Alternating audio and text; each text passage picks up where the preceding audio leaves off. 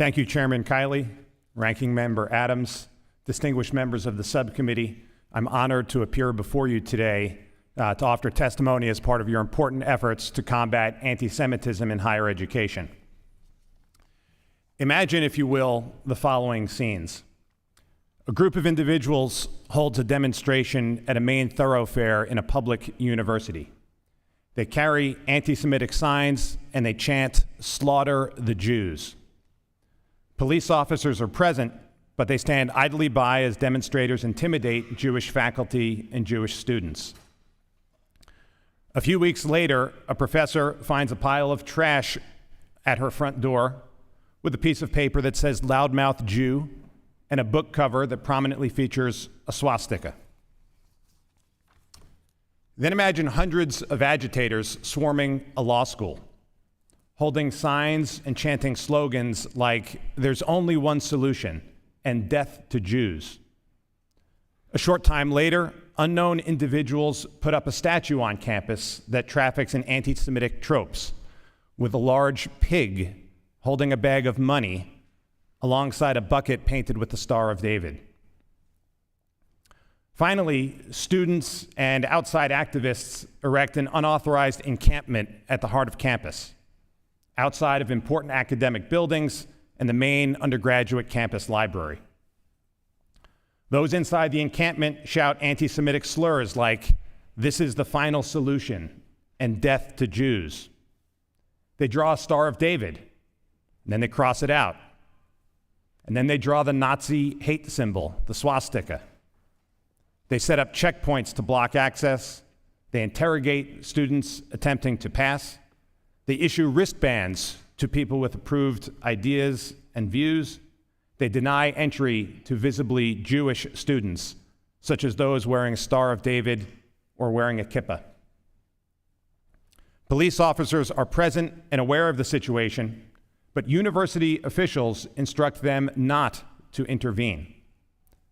The university hires outside security staff not to help the Jewish students through the center of campus, but to send them elsewhere unless they can get the approval of the mob chanting "Death to Jews."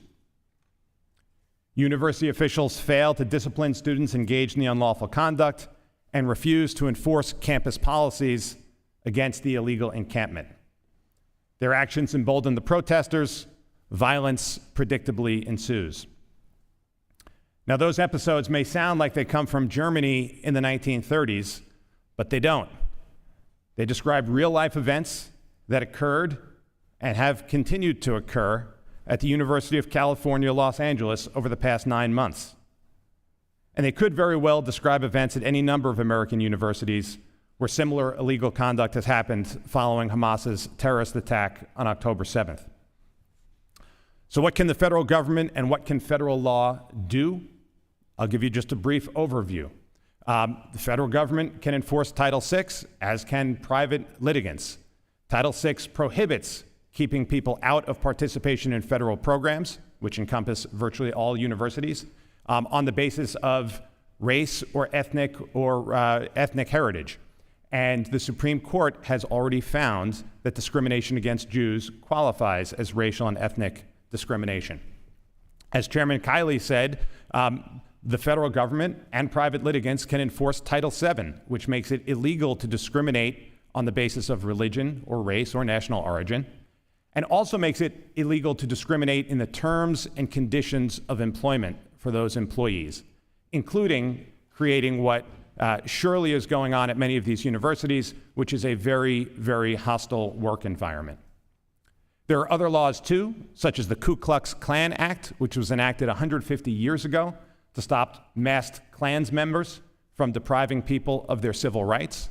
That law also makes it illegal for people who have the ability to stop the conspiracy, like these universities, from failing to do so. And lastly, where these universities are public institutions, they are, of course, also obliged to abide by the Constitution, and that means providing the equal protection of the laws. In many situations, this is a clear failure to provide Jewish students and faculty with equal protection, and protecting the right to freely exercise religion, which unfortunately is the basis on which many people have been excluded. I thank the committee for its time and welcome the questions.